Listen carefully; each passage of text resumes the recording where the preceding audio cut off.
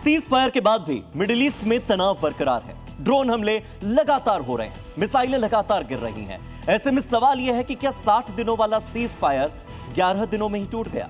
क्या अमेरिका और ईरान के बीच में फिर से जंग की शुरुआत हो गई? आखिर ट्रंप और मुश्तबा खामेनी के दिमाग में चल क्या रहा है? सीज फायर के बाद भी ट्रंप ने ईरान पर हमला क्यों किया? तमाम सवालों के जवाब देगी ये अगली रिपोर्ट। होर्मुज में कंटेनर जहाज पर खलीफा का हमला, 24 घंटे में ही ट्रंप ने ले लिया मुश्तबा से बदला। ईरान के ड्रोन और मिसाइल ठिकानों पर अमेरिका की बमबारी। सवाल यह कि क्या अमेरिका और ईरान के बीच सीज फायर टूट गया है? 60 दिन के लिए सीज फायर, लेकिन 11 दिनों में ही टूट गया। ट्रंप और खलीफा एक बार फिर आमने सामने आ गए।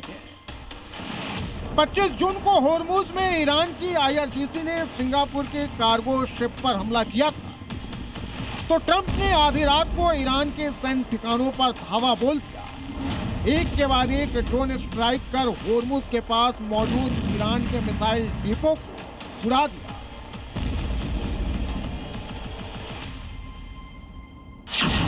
सवाल है कि क्या अब खलीफा अमेरिका से हमले का बदला लेगा?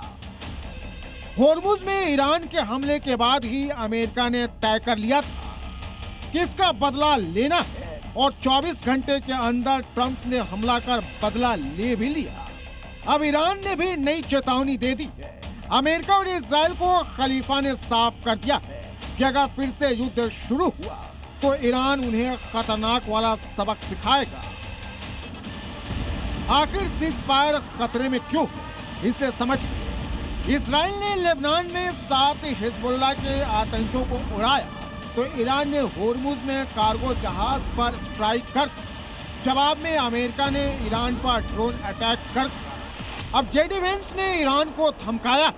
जेडी वेंस ने साफ साफ कह दिया है, ईरान ने युद्ध विराम समझौते पर हस्ताक्षर किए, हमने उनका सम्मान किया है।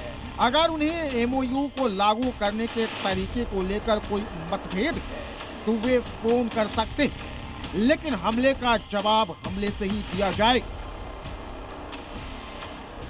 अमेरिका ने ईरान पर यह हमला उस समय किया जब इजराइल और लेबनान सीज फायर समझौते पर बात कर रहे थे।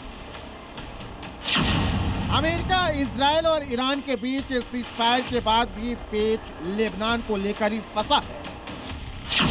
ईरान सीज फायर के मुताबिक हर मोर्चे पर युद्ध का अंत चाहता है, लेकिन इजराइल हिजबुल्लाह का पूर्ण विनाश चाहता है। लेकिन लेबनान और इजराइल के बीच समझौता होते ही बेरूत में हिंसा भड़क गई। आधी रात को हिजबुल्लाह के समर्थक सड़क पर उतर गए। आगजनी शुरू हो गई। लोगों को काबू में करने के लिए स्थानीय पुलिस को मोर्चा संभालना पड़ा। लेबनान में हिंसा, होर्मुज में हमला, अमेरिका का बदला। ये बता रहा है कि मिडिल ईस्ट में कुछ भी ठीक नहीं चल रहा है और कभी भी कुछ भी हो सकता है।